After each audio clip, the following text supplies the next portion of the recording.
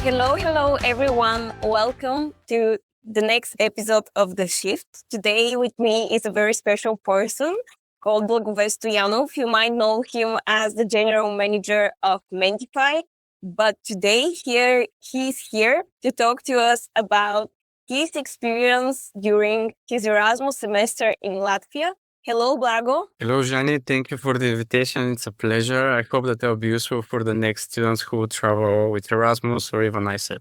Can you tell us a little bit about Latvia and why did you choose to go there? I mean, the story is not super blunt or everything. I was inspired to travel in Latvia because personally I thought that Asia will be a big step for me.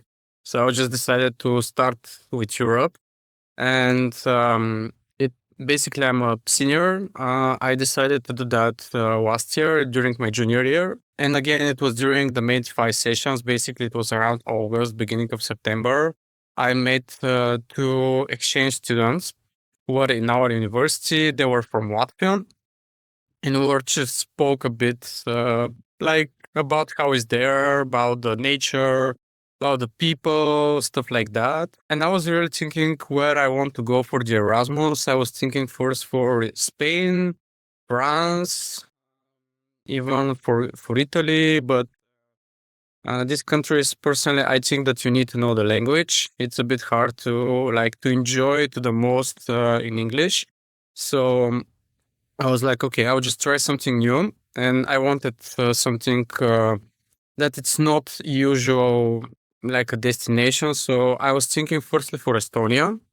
I wanted to go there. Personally, I'm a business major with psychology, and I wanted to because Estonia is a big tech hub, and I was thinking to just go to events and stuff like that there.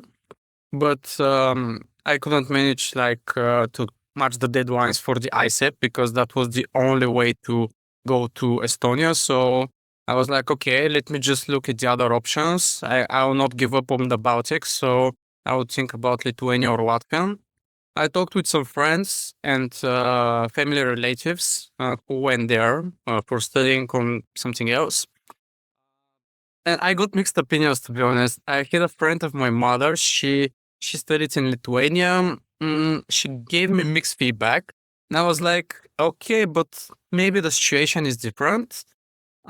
So I want. I was. I'm usually optimistic person, so I wanted to look at the bright side of the situation.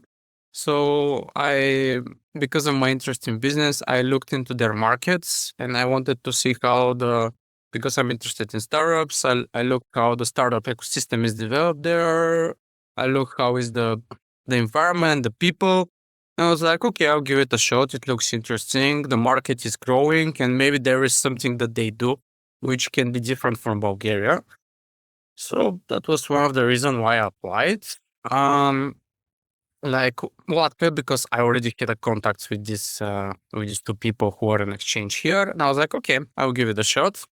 I applied, and that's how I get there. And to be honest, I'm not adopting my decision. I'm really glad that I went there. And it was super nice. And I mean, it's a long story, but that's kind of how I got there and how I was inspired to get there. So you basically chose Latvia because of the country, not because of the uni. No, for sure, yeah. I mean, it's because of the country mostly. I was in the capital. I was in Riga. For the Bulgarians who listen, and just for the foreigners, I'll just give a comparison. We have Sofia University in Bulgaria. It's in the capital. It's kind of similar situation in Latvia. It's called University of Latvia, or they call it Latvia Universitat. It's basically a state university.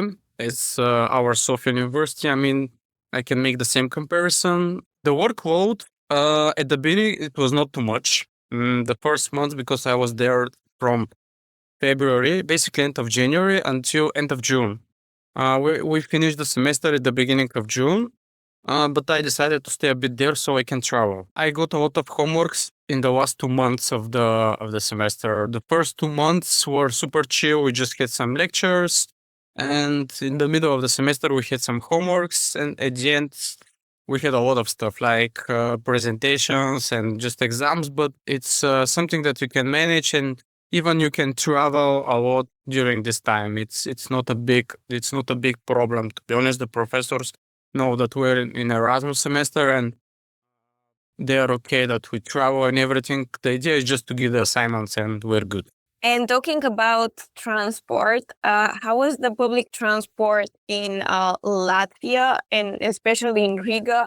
And were your dorms near your uni?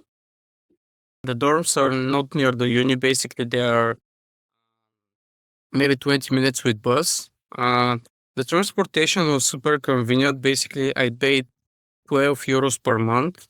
It was super accessible. I can say that the one thing that was super accessible, apart from the food and everything, was the transportation. And I would just add up one thing. Like, apart from the public transportation, the trains between the cities were pretty cheap. Like, if you want to go to the other side of Latvia, like south or north, you just need to pay 3 euros, like by to go, and it's like that's the tickets cost. Like, and to go back, maybe 5-6 euros at most, maybe eight. But like that's we're talking for 200 kilometers or something like that. So I know you were in dorms, but can you talk to us about what were the conditions of the dorms? Were they the ones that are connected to your uni, or you were in private ones? And what is the overall housing situation in Latvia? the good news for me was that the university provided dorms. That's the thing, because when you travel with Erasmus, there are a lot of cases that you don't have a chance to have dorms. The conditions were pretty good. Like we can compare it with the LBG. Like I shared because I decided to be in a single room. It was okay. Like I can for the standards there, it was pretty cheap. Like I got it for a bit more than 250 euros per month. Like it was not that expensive. And I just needed to share bathroom with other people. Like it was a joint apartment, like as it is in the it's as it is in our dorms. But it was good. Like we had kitchens in every floor. Like you can cook super easily. So about this stuff, it was super nice. Like I had a lot of friends who decided to live in apartments, but like in the central part, they were pretty expensive. So I prefer to have budget for traveling than just paying apartment, because they use their grants mostly for the apartment and food and like and drinks, and I used my grant to travel around. So no, and one advice: if you have a chance to go to the dorms, go to the dorms. I mean, it's when you're in Erasmus, you need to look at your budget for a long time, because at the beginning you have a lot of expenses to set up your place and everything.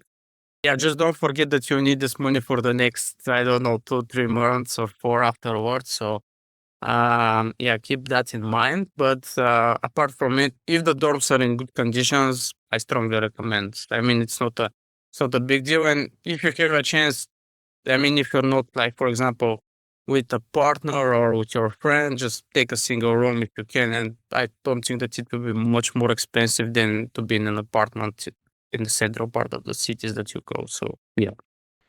And talking about expenses, can you compare Latvia to Bulgaria regarding costs of food, of everything? Latvia, they adopted the euro, let's say 9 years ago, something like that. The thing is that when we started to implement the euro in Bulgaria, the prices started to match the Latvian one. Um, I can say before they were double, like I needed to have double budget for the month so I can manage with my stuff in the country. But the good thing is that I was working, so I didn't have a problem, and I had a grant, so that saved me a lot. And was the grant enough for you? Well, I mean, yes and no, because if you don't have additional income from somewhere else, like like my my employer gave me a chance to work from like outside Bulgaria, which was nice. And I had a salary, which was good. Like it helped me. If you're only by the grant, it will be a bit harder. Like you need to maybe save a bit before travel. That would be better. So you have additional income with the grants. And moving towards the next topic about meeting people, how were the events on campus? Were there any? Also, how was the ESN program working in Latvia? The thing is that we didn't have campus. Basically, we had one event. It was before the beginning of the semester. It was to explore the city. The university organized it. And sometimes they send us emails about some like even competitions, which was nice. Like there was one competition from SAP. Like they organize from time to time events, and even when there are some stuff regarding the city, they share them. Like there was one day that the museums are free during the night. I mean, we have some thing like that in Bulgaria. The good thing was ESN, like the university was connected to it. The organization was good. Like there were events every week. I just stopped to go after the first month because I wanted to I wanted to organize the trips by myself, and and that was nice. But like if you're the kind of person who don't want to do that, I strongly recommend ESN. Just keep in mind that some trips can be a bit more costly. So just plan one or I mean, if you have a chance, go to every trip. Like I don't stop anyone. If you can, just plan one of them and plan the other trips by yourself. But they had a lot of meetups. They go to clubs. You can get discounts in clubs, and even they have a ESN card, which is it's not pretty expensive. Like they make it, they have a office hour, so you can go make it, and you can get discounts for travels, like for I think from Ryanair, like you can get discounts for traveling. So in Flixbus, so I think that's I mean it's a good community, very nice people. Like they want to help and everything. So it was pretty cool. Like if you're that kind of person who didn't travel, who doesn't know what to expect and everything, I think it's ESN is a good start. And the thing So yeah. that I think worries most of the people before going on Erasmus is course approval. And because you are a business major, which from what I've heard, is the hardest, like courses there are the hardest to be approved. So what can you tell us about this? And when you came back to AUBG, did you encounter any problems with approval? Everything that I took as a courses, I got it accepted. My credits were nice.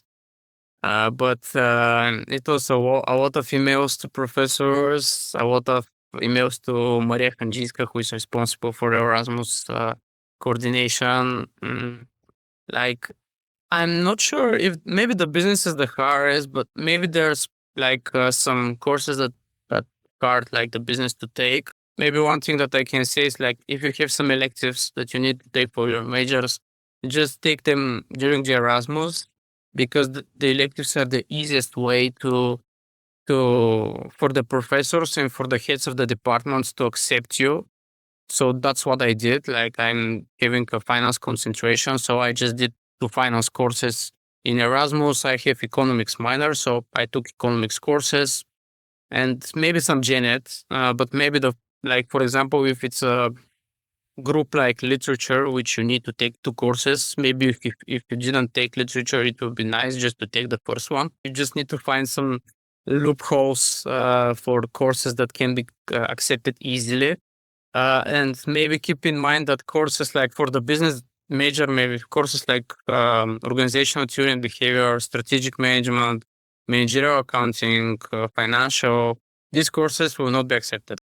If someone now is considering going to Latvia, what kind of advice you would give them? One thing that I didn't do is maybe try to learn a bit the language. My mindset was like people are a bit, they were not mean. The thing is that people just will not express their emotions that directly. When you start to talk with them, when you interact, when you find the touch points with them, they will be really warm to you. maybe just be open. Maybe I would say that just do a bit of research about their history, because that would be really nice to understand what is going on there. And yeah, and one thing that I did, I mean, I wasn't so successful with that, but find some people that were in AOBG and that are Latvians and connect with them. You can use LinkedIn, you can use the LinkedIn research and just put put AOBG, put Latvia, and people will pop up. I connected with one girl she's Bulgarian and she studied in Barcelona, and that's how I decided to not go, because they speak most of Spanish there. Of course, one thing, if you're hesitating, you can text me. Of course, I gave my email to Jani. I even sent a guideline to Maria Hanjiska, like it's a big one, so you can see food, transportation, drinks, traveling. I can send it to whoever wants to go to Latvia. I can send it once again. So that's one thing as well. Yeah, thank you for this interview, Blago. For all the listeners, I will include his email in the description of the video. So thank you, and I cannot wait for the next episode.